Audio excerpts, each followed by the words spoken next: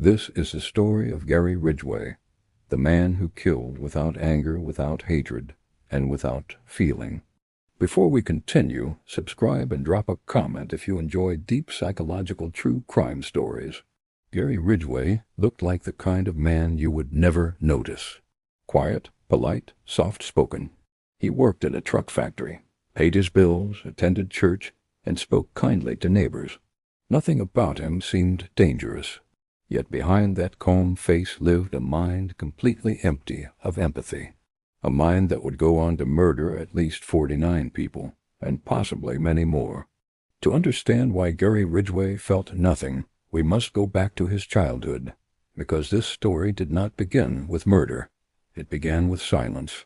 Gary was born in 1949 and raised in Washington State in a strict and emotionally cold home. His father was distant, quiet, and disconnected. His mother was controlling, harsh, and obsessed with cleanliness. She constantly criticized him, often humiliated him, and frequently invaded his personal space. Gary later said his childhood felt suffocating, embarrassing, and lonely. But instead of reacting, he learned to stay silent. Instead of expressing emotion, he learned to shut it down. Instead of crying, he learned to freeze. This emotional shutdown became his survival tool. At school, Gary struggled to fit in. He had learning difficulties, social problems, and was often mocked by other children. He felt weak, invisible, and powerless. Inside, anger slowly built. But outwardly, he remained quiet. He learned how to hide everything. During his teenage years, disturbing thoughts began to form. Violent fantasies, controlled desires, and sexual obsessions slowly took shape, but he never shared them. He buried them deep. To the outside world, he still looked harmless. This emotional split became the foundation of his double life. As an adult, Gary joined the military and served in Vietnam, where he was exposed to extreme violence. Instead of traumatizing him, it emotionally numbed him even further. Killing became distant. Pain became normal. Fear faded. When he returned home, he married, divorced, and remarried multiple times, struggling to form emotional connections. Love meant little to him. Control meant everything. By the early 1980s, something inside him finally snapped into motion. Women in the Seattle area began disappearing. Most were young. Many were vulnerable. Some were struggling to survive. They vanished quietly, one by one. At first, no one noticed. Then bodies began to appear, and a terrifying pattern emerged. Gary Ridgway was hunting. He chose victims who were unlikely to be searched for, unlikely to be missed, and unlikely to be protected. This choice reveals his psychology. He did not seek challenge. He sought control. He wanted power without resistance. He wanted dominance without consequence. He wanted silence, and he got it.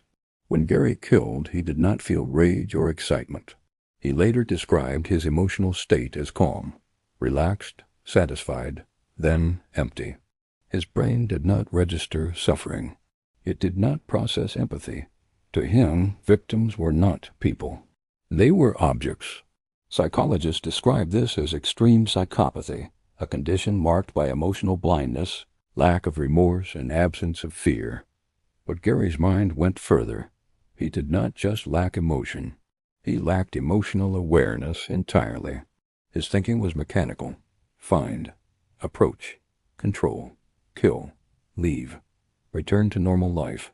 This mental structure allowed him to murder and then calmly eat dinner hours later. No panic, no guilt, no breakdown, nothing. For nearly 2 decades, Gary lived 2 separate lives. By day, a factory worker. By night, a predator. He joked with co-workers, attended church, smiled at neighbors, and went unnoticed. Meanwhile, bodies kept appearing. Detectives launched one of the largest manhunts in U.S. history. Hundreds of officers, thousands of leads, years of investigation. And Gary walked directly among them. He spoke to police multiple times.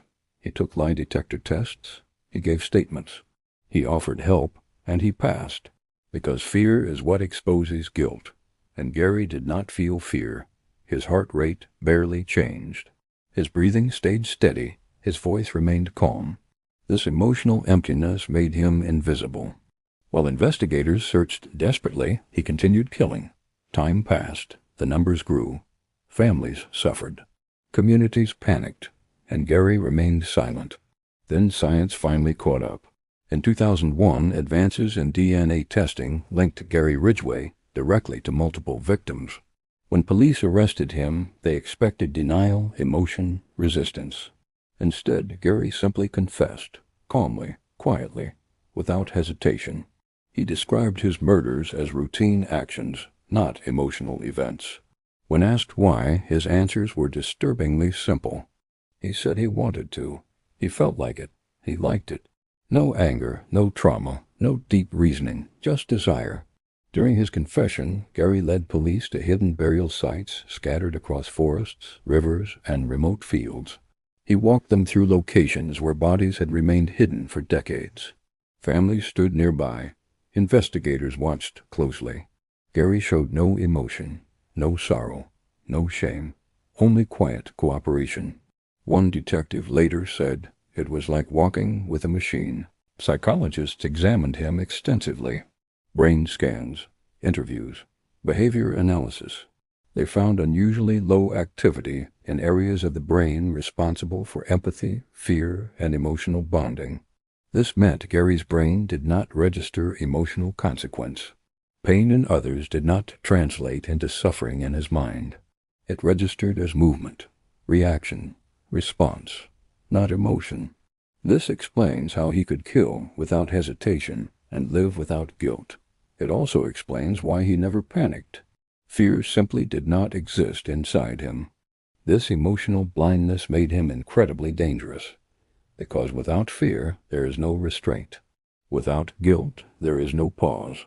Without empathy there is no boundary. And without boundaries there is no limit. Even more chilling was his ability to fully compartmentalize. He separated his killing life and normal life into sealed mental rooms. Nothing crossed between them. No emotional leakage. No behavioral clues. No cracks. This is why co-workers never suspected him. This is why neighbors trusted him. This is why church members welcomed him. This mental division protected him from emotional collapse and allowed him to continue undetected for years. But this raises an unsettling question. Was Gary Ridgway born this way, or was he created? Psychologists believe it was a combination. Genetic vulnerability, early emotional neglect, chronic humiliation, strict control, social rejection, all slowly shaped a brain that never learned empathy. Instead of bonding, he learned detachment. Instead of compassion, he learned domination. Instead of love, he learned control. By adulthood, his emotional system had permanently shut down. No therapy could reverse it. No remorse could grow. No emotional awareness could form. Even today, Gary Ridgway shows no regret. He does not reflect. He does not seek forgiveness. He does not express sorrow.